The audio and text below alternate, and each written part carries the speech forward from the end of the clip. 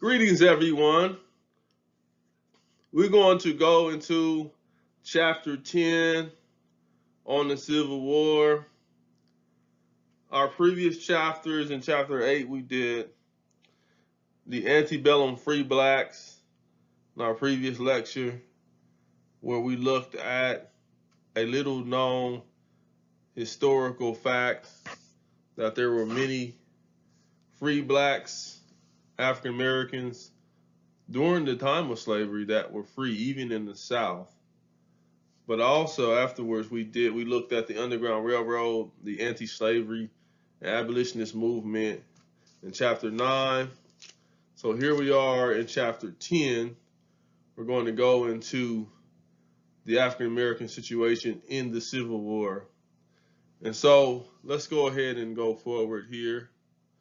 You can actually see images of black soldiers there in our slide presentation there. This was back during the 1860s. So you are looking at images of African Americans during the 1860s during the Civil War. Now keep in mind, the years for the Civil War was 1861 to 1865. The death of Lincoln takes place in 1865. So just keep these ideas in mind as we go forward. Okay, let's begin with talking about the inconsistent federal policies. That is, as it relates to the Civil War,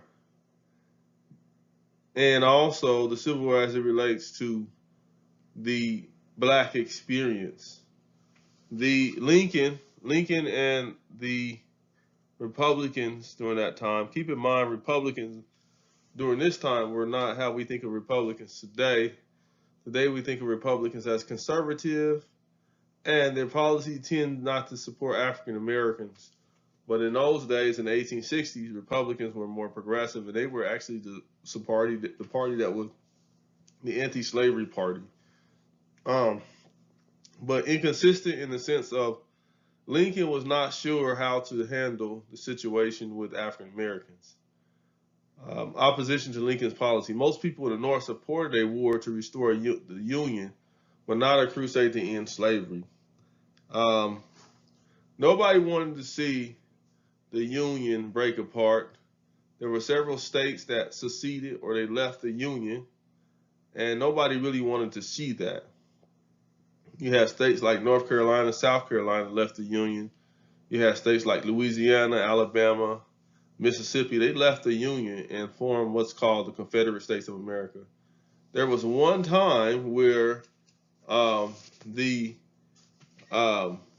country was divided. We had two Americas, if you will, two United States of America. You had the Confederate States of America, and you had the United States of America, which was the legitimate government. They were called rebels because the states that left were called rebels because they left the Union. And so you had a completely different, most people may not realize, you had a completely different government. They had their own constitution. They had their own money. They had their own currency. They had a president, which was Jefferson Davis. And so you had a lot going on in those days.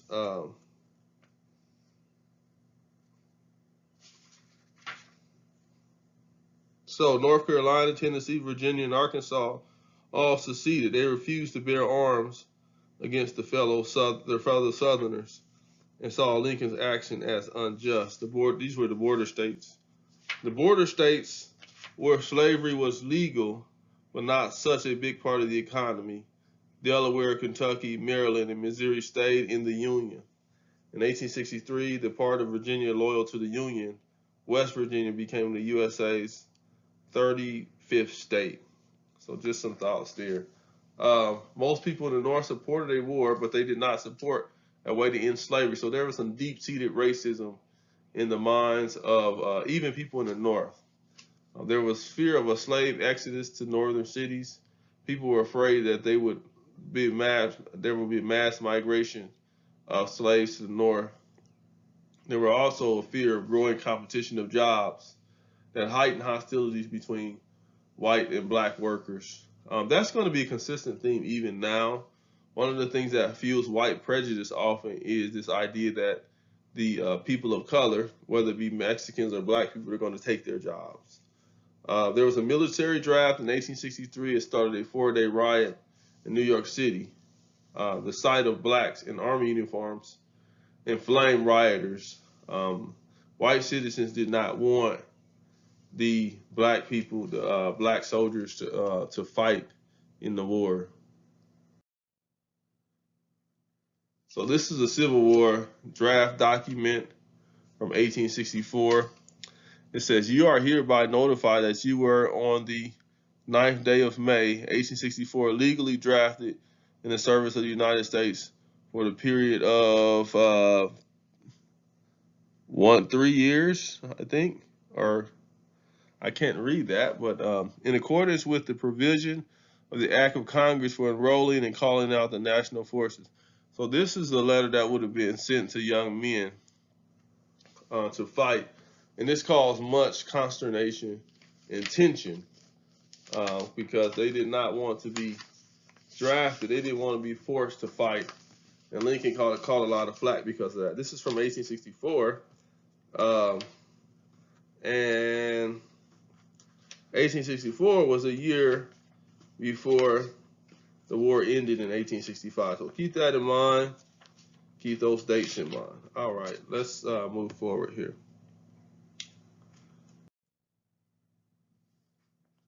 This is from Matthew Brady. Matthew Brady was a well-known photographer.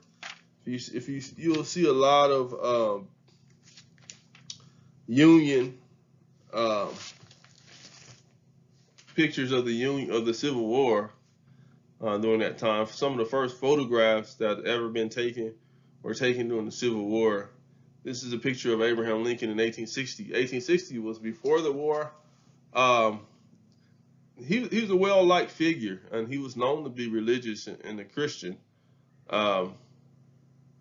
When I once went to St. John's Church, which is the church that a lot of the presidents attend, and it's right across the street from the White House. And the historian that works in that church there told a story that Abraham Lincoln used to walk across the lawn on Sunday morning and slip into the back of that particular church when he thought no one was looking at the beginning of the service or during the midst of the service. And he would sit and enjoy the service, and then before the service was out, he would slip back out. So he was known to be a religious man, but they had prejudice that was indicative of that particular time. Lincoln went back and forth about freeing the slaves before 1863. He was trying to, just like politicians today, he was trying to be politically advantageous. He was worried about the votes, what people thought. So this was a troubled man. But I think this picture is fascinating. Notice the way that he's dressed. Notice his tie there. He was not particularly known to be an attractive man in terms of, they would say he was ugly. But and then he was a rough guy, but he had a lot of intelligence. If you read his letters, you can see that he put a lot of thought into it, and he was a great leader to a certain extent. So that's Abraham Lincoln, Matthew Brady, the famed photographer. Also, I was going to say about Matthew Brady, he took a lot of photographs during that time period as well. You should go back and when you get a chance, you can find some of the pictures of the Civil War, and most of them were taken by Matthew Brady. This is more on inconsistent federal policies.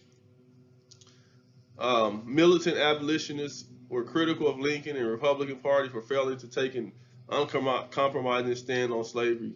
What I mean by militant abolitionists, they were more radical. You had some abolitionists that took more of a gradual approach, and they felt like we should take it slow, and that we didn't want slavery, but maybe we should think about relocating African Americans to another country, to parts of Africa, to South America. But the militant abolitionists wanted abolition and the end of slavery right now. And so they were considered radical. They were upset by Lincoln's inconsistent policies. Lincoln vacillated back and forth. He was known for vacillating back and forth. That is, he couldn't make his mind up. He was trying to please people. It reminds me of some of our politicians today, even with COVID-19 going on right now. It reminds me of the way they go back and forth about whether we want to open up our states or not. People are putting pressure on them to open the economy back up, and some governors are acquiescing to that pressure, but at the same time, they're putting people's lives at risk. So a good politician has to do the right thing no matter what. But they were upset by inconsistent policies toward slaves. Keep that in mind. Lincoln had some inconsistent policies. Slaves who escaped the Union lines in the war's first year. So they were trying to decide whether they wanted to give the slaves refuge or whether they wanted to send them back to their masters. That was one of the inconsistent policies as well. Confiscation Acts sanctioned Union Army seizures of rebel property, including slaves. And so Lincoln was concerned and discouraged declarations of freedom for fear of losing loyalty to slave-owning border states. Did you see that there? So Lincoln was afraid to go out and say, this is early on, because ultimately he would give in. But early on, Lincoln was afraid to say, if slaves make it back behind Union lines, they can have their freedom. He was afraid to do that because he did not want to lose the support of the slave-owning border states. He was being political. He was being a politician. This is a group of contrabands at Fuller's house, Cumberland, Virginia, 1862. A contraband in this context, in the Civil War context, were slaves that made it to Union lines, made it to the North. They escaped from the South, made it to the North, and the Union would use them as contraband or whatever. They didn't let them fight this early on, but they could help with the war effort. They could help with, the women could help with the washing clothes and domestic tasks, and the men could help with earthworks projects like digging and construction, light construction, not skilled, but digging, hauling things. And that's what contraband, they were thought of as casualties of war. And so that's something to think about. This is in Virginia, Cumberland, Virginia. More on the inconsistent policies of Lincoln. When we say federal, we're talking about the federal government during that time, Lincoln. So Lincoln's plan in 1862, he recommended that the U.S. government cooperate with any state plan that gradually freed slaves and compensated slave owners. Do you see how Lincoln was still trying to hold on to the loyalty of the slave states, the slave owners? So it's important to say at this point, Lincoln was not the great liberator as we like to define him as in the history books. He passed the Emancipation Proclamation. We know that by 1863. But what we don't always get is how he was praying politics. He supported the gradual freeing of slaves. He supported the idea of compensating slave owners, because remember, slaves were thought of as property. And so he was thinking about the economic loss of the slave owners. So he wasn't as perfect and much of a hero as some might define. His recommendation failed in 1862.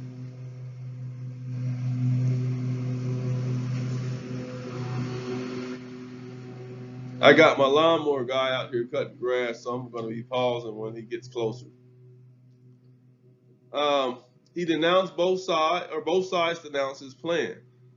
The Republicans felt like, and then also the militant abolitionists, they felt like he didn't go far enough. And the South, they felt like he went too far. Lincoln believed colonization was almost as important as emancipation.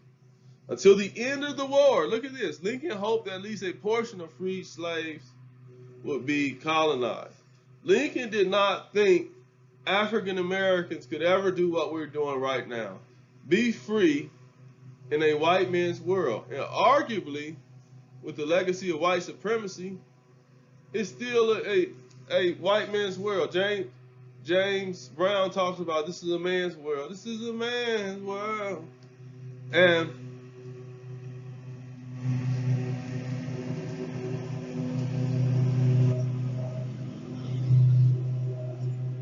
we have to understand that still we live in under the legacy of white supremacy. That is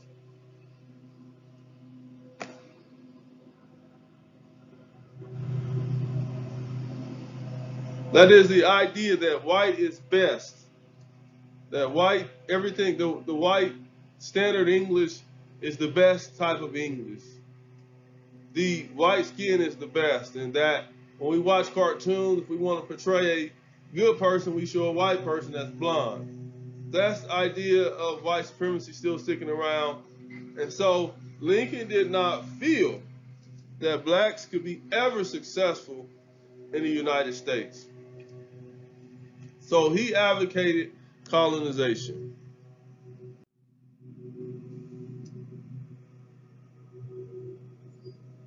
Just more on the inconsistent policies of Lincoln.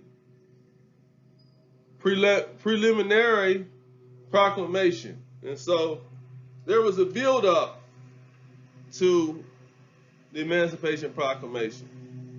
In the summer of 1862, Lincoln began to consider an executive order of emancipation of all slaves. He didn't just arrive at that, but he vacillated, went back and forth, and he began to think about it. It took him a full year almost to decide he wanted to free the slaves. Preliminary proclamation issued 5 days after the Union victory of Antietam. So there was a preliminary proclamation.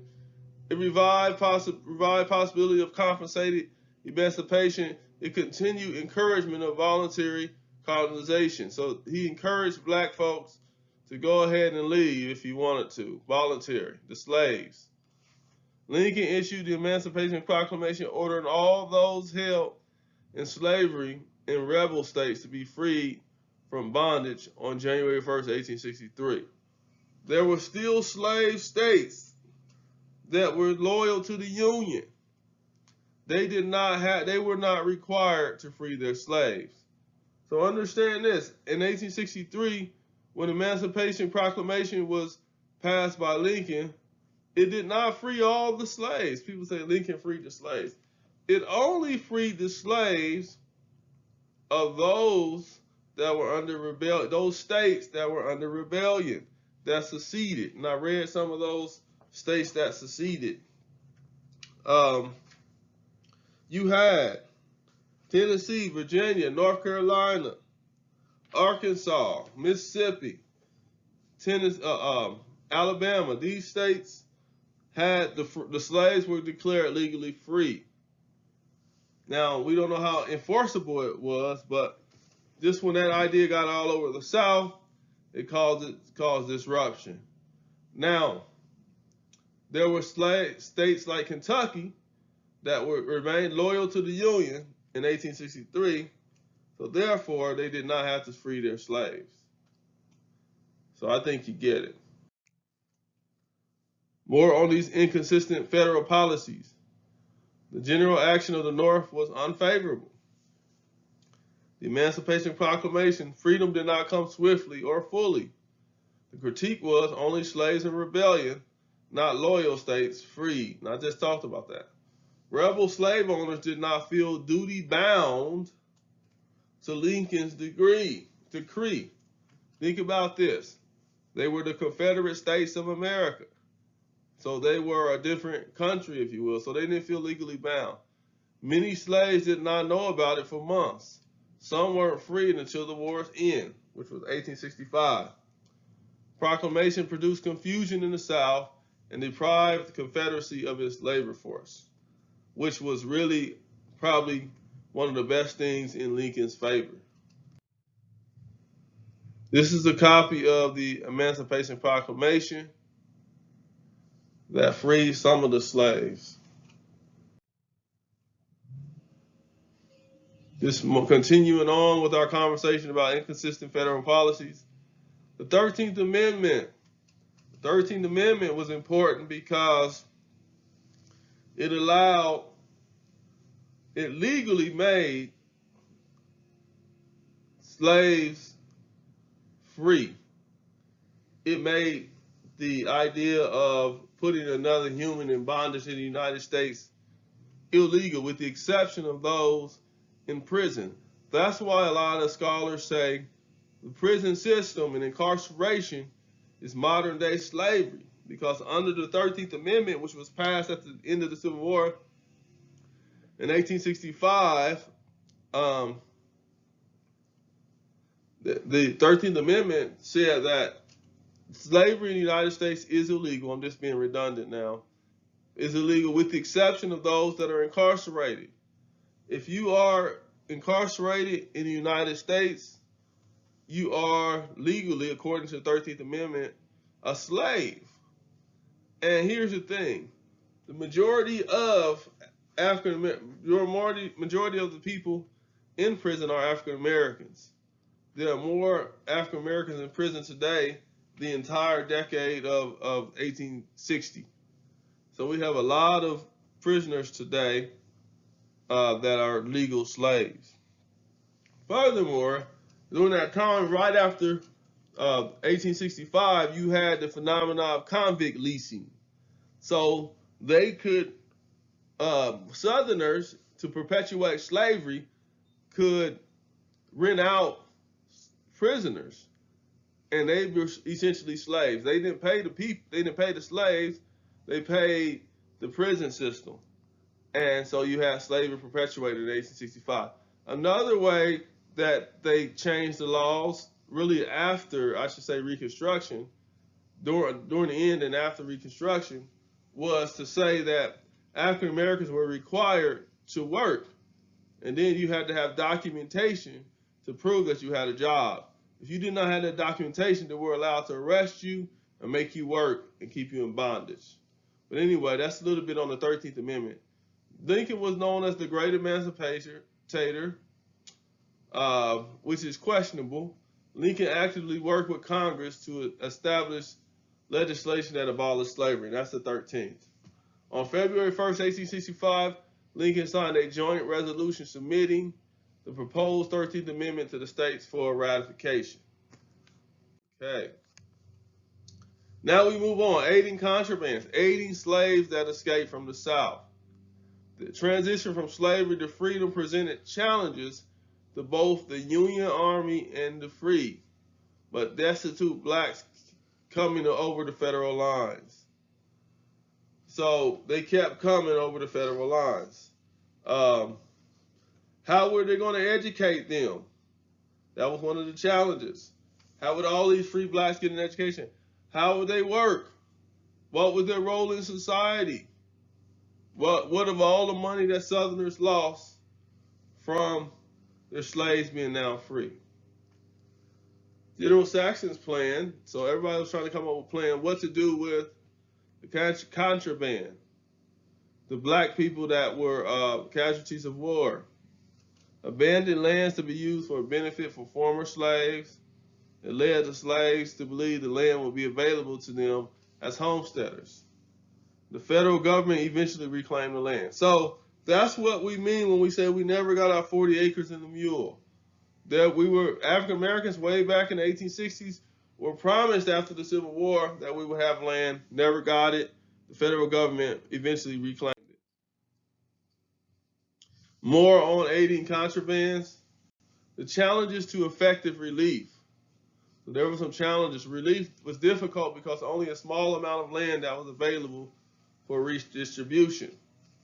There was a dispute between Treasury and the War Departments over who had primary authority to administer affairs of black people. No coordinated supervision during that time. Private relief. Federal relief was slow. And when we mean relief, we mean how to have funding and resources for these millions and millions of black folks that were now free? How could we support them? They needed jobs. They needed economics. They needed a way to pay for their own living, their own families. Federal relief was slow, so slow that private citizens sought to provide relief for newly freed blacks. So you had private citizens providing relief. I talked a little bit about education earlier. Private ventures to provide private ventures to provide black education began in 1861, employed by many African American teachers. This was unprecedented. Education for blacks extended to most areas occupied by Union troops. A lot of schools are going to get started during this time period. A lot of historically black colleges are going to be established during this time period. For example, you have Wilberforce University, which was founded in 1854. It is the first privately African American owned historically black college in the nation. And that's right outside of Dayton, near Xenia, Ohio. By the Central State University used to be a part of Wilberforce University. And it's so close, it's literally across the street or down the road, I guess I would say. And one would wonder why they're different. Now, Central State used to be a part of Wilberforce. It was the old teacher college, the old normal school. And in 1887, the government approached Central State to be a government-controlled school. And so they split. Just a little bit more on education, I think, for the good of the group here. In the sphere of education, private agencies made perhaps the greatest contribution to helping former slaves adjust to their new free status. Although the federal government had no educational policy toward former slaves, it was not adverse to cooperating with philanthropic organizations. Private ventures in educating blacks began in 1861 when Louis Tappan, the veteran white abolitionist and treasurer of the American Missionary Association, AMA, wrote General Butler to offer the services of his organization. Butler welcomed such aid, and Reverend Lewis C.L. Lockwood was sent to Hampton, Virginia, to develop a program for the hundreds of contrabands who had gathered to nearby Fort Monroe. So again, reminders, when we say contraband, those African Americans that were remaining after the war, those ex-slaves that were a casualty of war, not in the sense of death, but they were a byproduct of war. Now we had to try to figure out how to educate them, how to employ them. African Americans had already been teachers, and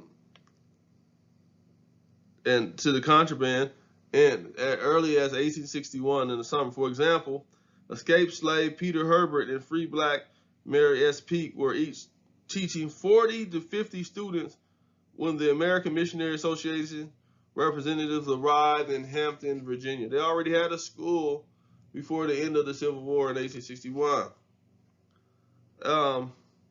Thomas Peake worked as a servant at the Hygeia Hotel for the Union Army, while Mary Peake, a seamstress, started a school for slaves and free blacks as early as 1851, in violation of Virginia law at the time. The first black teacher hired by the American Missionary Association, Peake received payment beginning on September 17, 1861. So just a little bit more about education. Gradually, education was extended to most areas occupied by Union troops. In 1863, General Banks established a system of public education under the Department of the Gulf, and a board of education for freedmen supervised the schools. The enthusiasm of Northern philanthropic associations for the education of blacks would continue to grow after the war. Southern blacks themselves also founded schools. In Natchez, Mississippi, For example, black women started three schools during the war. In Savannah, African Americans founded two large schools and their own board of education. Most schools for blacks had poor facilities and inadequate supplies and too few teachers, which is still the case for today. A lot of predominantly African American schools have poor resources. They have some of the worst teachers. They don't have qualified teachers all the time. They often don't have textbooks. And I've taught at school that didn't have enough textbooks. We didn't have enough math books. When I was teaching as a sub for ninth grade algebra, we had to share math books. We had about 10 math books for about 25 students. And so this is nothing new, a type of systemic racism that gives African Americans less resources than their white counterparts. But back in those days, in 1865, they had poor facilities for black schools, inadequate supplies, too few teachers. But African Americans attended them in ever-growing numbers and would continue to do so after the war ended. The people responded for establishing schools. Made a most significant contribution to the realization of freedom. Okay, let's move on. Let's talk a little bit about the black troops. There were some challenges to black recruitment. Northern blacks initially were rebuffed when were initially rebuffed. That means they were rejected when they tried to enlist. There was a fear blacks would claim citizenship. There was also a fear that was founded of arming blacks. It was a legitimate fear, is what I'm trying to say, because I don't know about you, but if I had a gun, I probably wouldn't be a slave anymore. So that was the obvious fear, and it was a legitimate fear of arming African Americans. Abolitionists criticized the government's early opposition to black soldiers. They were critical of that. They were saying we should let them fight. After all, they're fighting for their own freedom. Lincoln did not seriously consider the issue until the unfavorable course of the war forced him to revise it. There we go. Lincoln the human. He's not this godlike figure. One of the primary reasons, I won't say the only reason, the primary reason Lincoln actually let African Americans fight because they needed them in the war effort. But Lincoln did not want to anger the border states or alienate the North. And we said that earlier.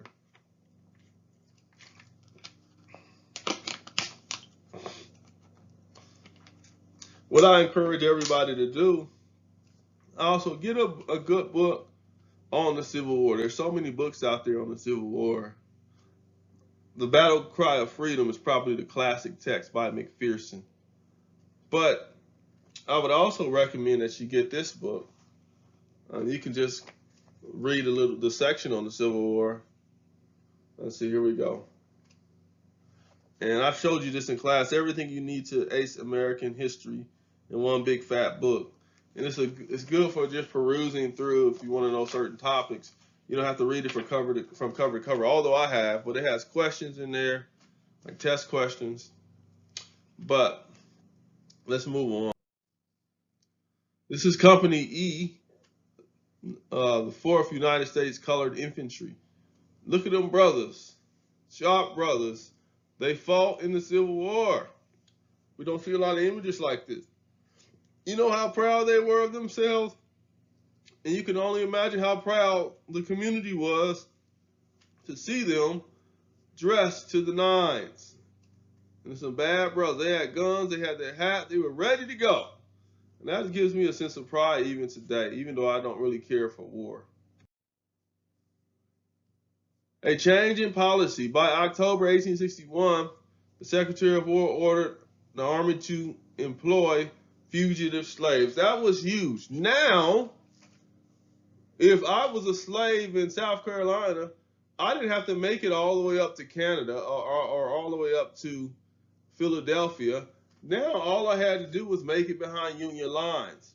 So if there was a Union Army invading my neighborhood in South Carolina, or they were off distant somewhere 20 miles away, if I could make it as a slave behind Union lines, now they could employ us to, early on, they didn't always arm them, but the policy of October 1861 said that fugitive slaves could be used for service roles because leaders refused to arm them.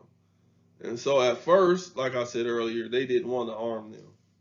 Lincoln forced General David Hunter to disband 1st South Carolina Volunteer Regiment that was made up of former slaves.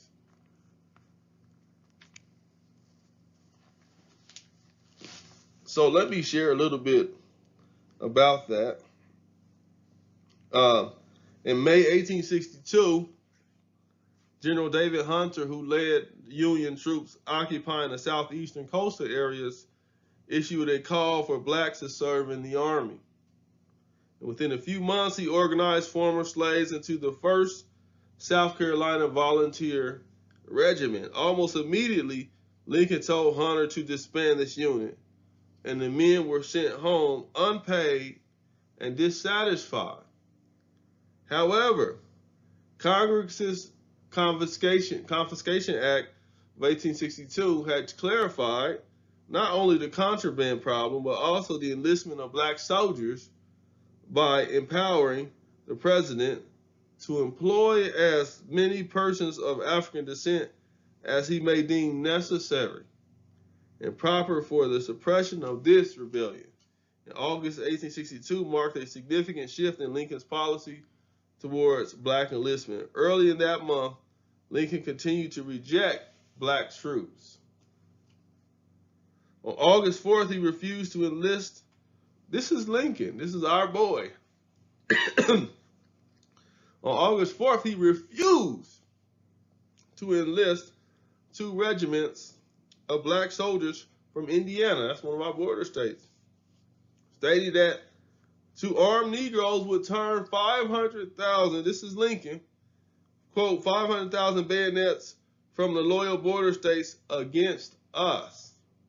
But as the Union Army faced mounting deaths and desertions, as well as declining enlistments among white armies, white soldiers, or whites in general, that summer, Lincoln reconsidered his refusal to accept black troops.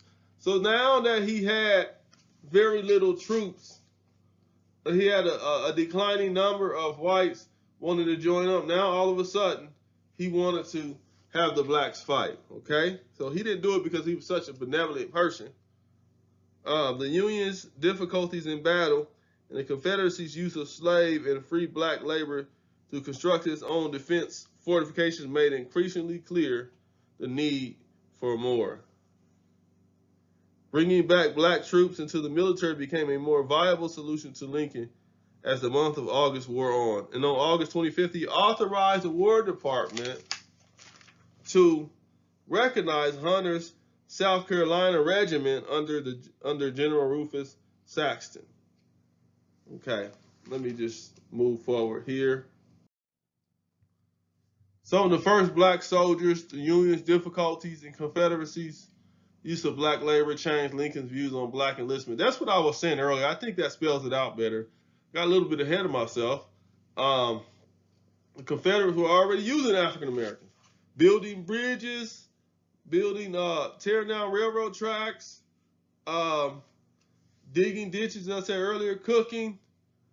The South was really utilizing the African Americans. And so Lincoln finally had to get his act together and say, okay, we can use them too. In August 1862, Lincoln authorized the War Department to reorganize Hunter's South Carolina Regiment.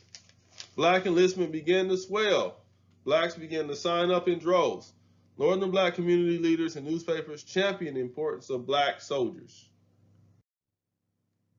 The success of black enlistment. Enlistment of blacks as a success helped to fill northern states' draft quotas. So there was a quota that really was trying to, based on how many people we needed to fight. And African American enlistment helped fulfill those quotas. And it always seems like African Americans are so loyal to white folks, but they've never been loyal to us. This is our country too. I'm an American.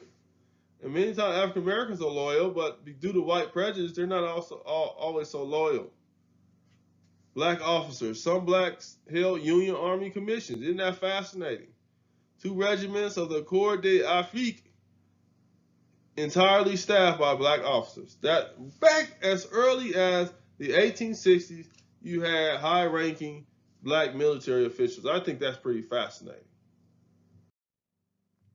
Let's talk more about black troops.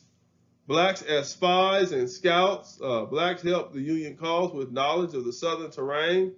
So in other words, they understood the nooks and crannies of the South. They understood the rivers. They understood the forest, the climate. So they were very useful in acting as scouts and spies for the Union Army. The Union relied on the information blacks could get as spies and scouts. This is interesting because we've been talking all along about this science out there, this idea that African Americans were inferior and they had they didn't have innate intelligence like the whites did. But yet they were relying on our intelligence of the terrain and other military opportunities they could take as a result of the African American knowledge. Women's services. Many women worked in contraband camps, hospitals, and on Navy vessels as a part of the war effort. The treatment of black prisoners. In 1862, President Davis ordered all slaves captured in arms to be delivered to home state and dealt with according to its laws. And so President Davis, remember I told you, Jefferson Davis was the president of the Confederate States of America. So we had African American, we had, 2 countries, as I said earlier. I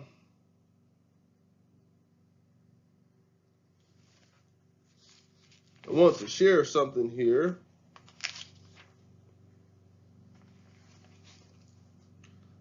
The Confederacy considered Northern use of black troops as an outrage, as you can imagine. Were blacks to be treated as enemy combatants? Confederates wondered this very question, or were they treated as slaves in an insurrection? Were they treated as runaways? Which one? The vast majority of white Southerners viewed black soldiers as rebellious slaves and insisted they be treated as such. In 1862, I said this earlier, Jefferson Davis ordered all slaves captured in arms to be delivered to the home state and dealt with according to their laws. Lincoln declared that for every Union soldier killed in violation of law of war, a rebel soldier will be executed. And for every Union soldier enslaved, a rebel prisoner will be put to hard labor. That's significant. And so Lincoln was starting to come around and think of the black soldiers as an actual soldier. So they said every time the Union soldiers would be sent back to slavery, we would pay y'all back by imprisoning one of the rebel prisoners, imprisoning the rebel soldiers and put them into hard labor. Union officials insisted that captured blacks be treated as prisoners of war. Black soldiers in service. Captured blacks risked enslavement were more often killed. And so they were risking their life by signing up.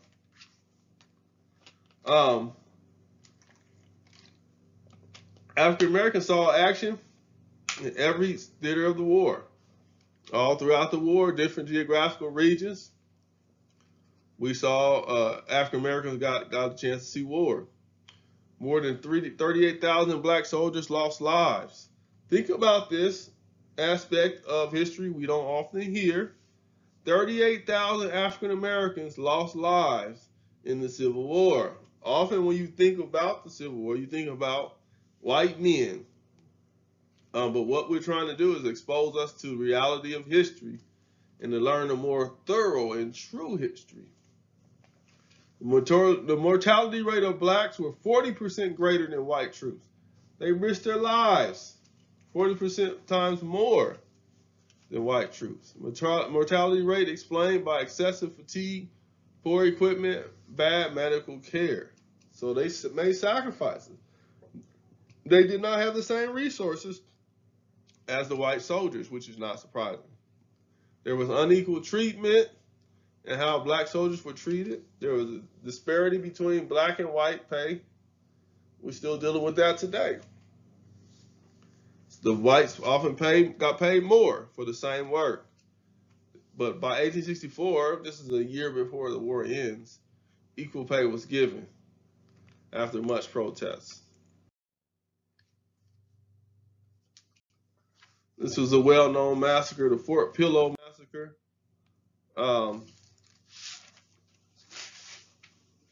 Strong patrol laws. So we had been talking about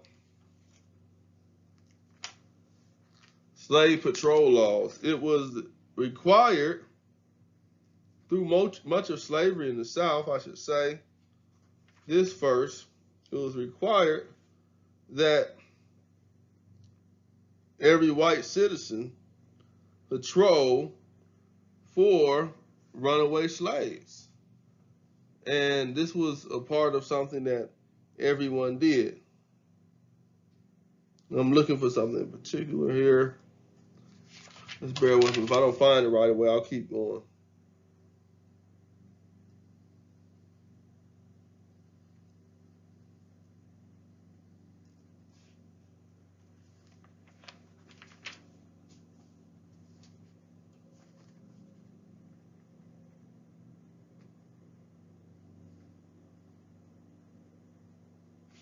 Okay, here we go. I found it. I want to back up. I want to say a few things about Fort Pillow. I had a picture of it. The worst case of mistreatment of black troops occurred in the Fort Pillow affair.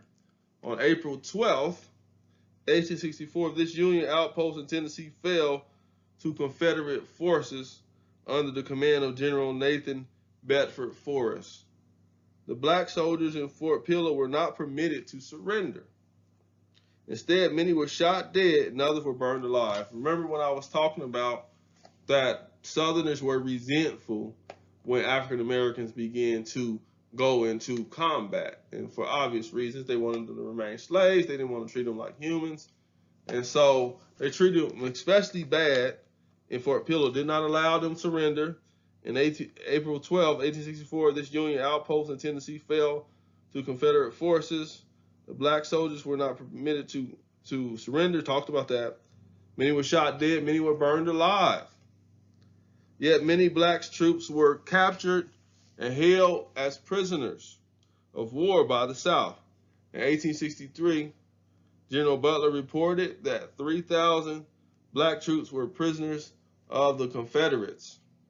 And late in 1864, nearly 1,000 black prisoners of war worked on building the Confederate fortifications at Mobile. So I wanted to share that with you. I had to back up a little bit. Now, let me say more about the patrol law. Southerners called for closer control of slaves and strengthening of patrol laws. Many slaves slowly began to understand the implications of the war on their freedom.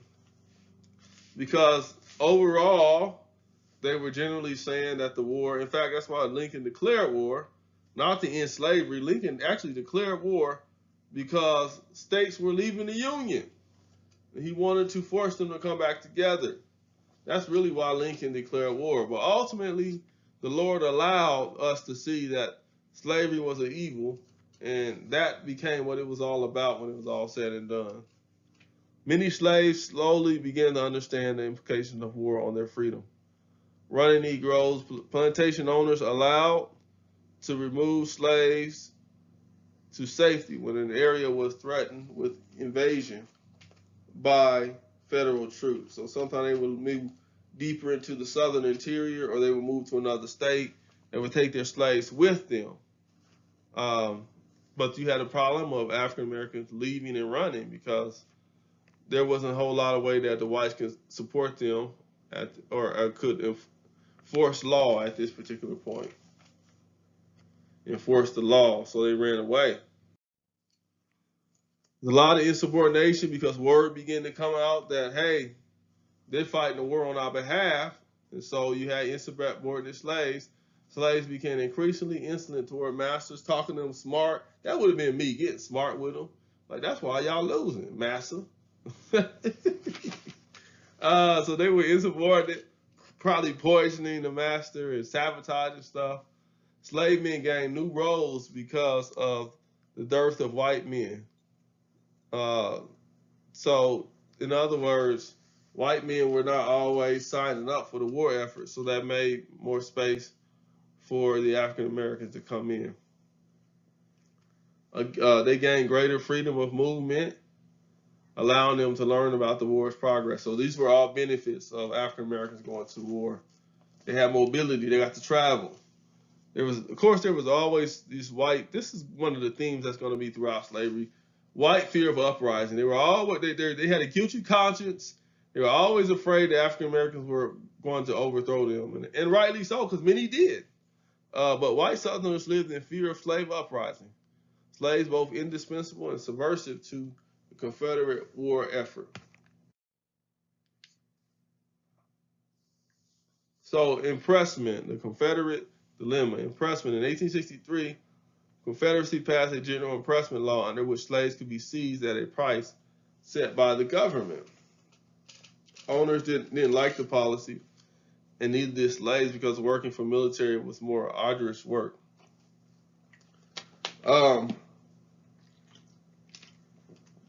Enlisting and arming blacks, that was going to also be an issue. I said that earlier. There was some tension around giving blacks guns and letting them be in the army. The Southern public generally opposed arming blacks. The Southerners, that is, the slave owners. I mean, can you imagine how guilty they would have felt? And when they're wrong, they didn't want to acknowledge that. They didn't want to throw it in their face. Now, wait a minute, these guys can't fight. They are intelligent. And y'all giving them guns? So Southerners wasn't having that at all. But the Conscription Act of 1862 required military service for all Southern white men except those who could send 20 slaves. So in those days, you could send slaves. You were wealthy, you could send slaves to fight on your behalf. What a shame. But just like now, the folks that go into harm's way and fight in the military are many times poor African Americans or just poor in general. And the rich stay at home and complain about war and things like that. So, more on the Confederate Dilemma. There's the debate over using slaves as soldiers in the Confederacy, 1863, 1864. In 1865, President Davis signed a bill authorizing him to call on each state for a quota of additional troops, irrespective of color. And so even by 1865, even Jeff Davis, when they were losing, they allowed black soldiers to fight because they needed them. All of a sudden, if you look at Southern history during this time period, they were outgunned by the Southerners. They were Northerners. They were outmanned and outgunned by the Northerners. And so it made more sense, but it was too little too late. Prejudice got in their way. It made more sense to have the black soldiers fighting on behalf of the Southerners to give them an advantage, a numerical advantage. Hope that makes sense. And we have victory. Edmonia Lewis is one of my favorite artists. She was another African American artist during that time period. So even in the 1860s, we had black excellence. Now, I wanted to include this sculpture to celebrate victory. The Confederate armies surrendered in 1865. It brought to an end 3 centuries of black enslavement in North America. Oh, happy day. Oh, happy day. Talking about a happy day. Oh, happy day. When Jesus was. When Jesus was. When Jesus was. Wash my sins away. Oh, happy day. Oh, happy day. And so anyway, The surrender of the Confederate Army meant an end to slavery. Now, etched in stone, the sculpture, Forever Free by Edmonia Lewis, vividly portrayed the meaning of the Civil War vividly portrayed that the meaning of the Civil War was designed to free African Americans. In 1863, Lewis had attended Oberlin College. Oberlin is a well-known college that is in Ohio. It's still in Ohio. It's one of the first colleges to accept African Americans. That's where Edmonia Lewis attended. And it was a co-educational and racially integrated institution founded by abolitionists in Ohio. Although she did not graduate, she still went there to study. She moved to Boston. Afterwards, she enjoyed a great artistic career, and she had the support of such I can't talk today. She had the support of such high-profile abolitionists as William Lloyd Garrison, Senator Charles Sumner, and writer Lydia Marie Child. Lewis had earlier sculpted the bust of Robert Gould Shaw, the white commander of the Black Massachusetts 54th Regiment, who had died in the battle at the head of his black troops, thus paying homage to his memory and indirectly to that of the black military contribution to the Civil War. Through the sale of replicas of this piece, she was able to finance her travel to Rome, where she sculpted her best-known work, Forever Free, commemorating the end of slavery. And so that wraps up chapter 10. I'm going to be contacting everyone here in the near future about assignments and everything. And so leave a comment below. Just leave a couple of sentences about things that stand out to you as you watch this lecture. If you could do that, that would be great as a part of the requirement for the class. Just want to see that you're out there listening to this. Give me a sentence or two, okay? Something that stands out to you, something that you like as you read, as you listen to the lesson, lecture, and read the text. God bless y'all. Until next time.